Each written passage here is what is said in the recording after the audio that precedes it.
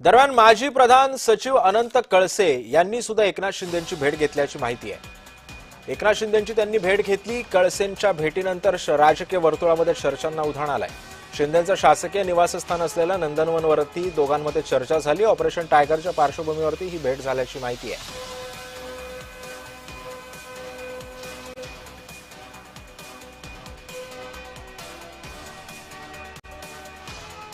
आता आपल्या बरोबर आहेत विधिमंडळाचे माजी सचिव अनंत कळसे सर। आपण त्यांना विचारणार आहोत की जर गट वेगळे झाले तर नेमकं काय होऊ शकतं।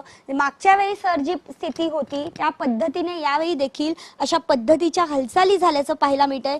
तुम्ही देखील काल एकनाथ शिंदेंना भेटलेले ऐकायला मिळतंय।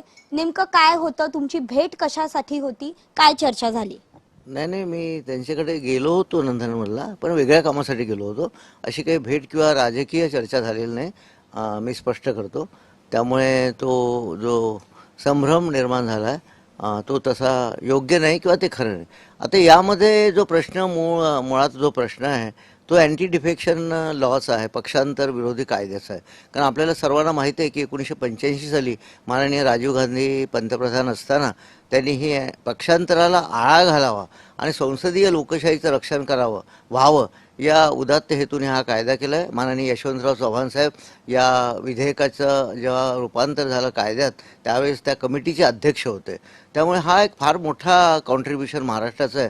आणि माननीय अटल बिहारी वाजपेयी साहेब पंतप्रधान असताना त्यामध्ये स्प्लिटची तरतूद होती, म्हणजे फुटीची तरतूद होती, ती मात्र काढून टाकण्यात आली। आता फक्त एकच पॅरा 4 मध्ये 10व्या अनुसूचीमध्ये मर्जरची तरतूद आहे। मर्जर म्हणजे विलिनीकरण।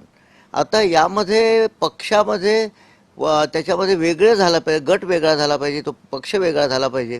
तर ओरिजिनल पॉलिटिकल पार्टी जी आहे, कारण कुठलाही पक्ष म्हटलं की त्याचे 2 भाग असतात, एक संघटनात्मक पक्ष आणि एक संसदीय पक्ष।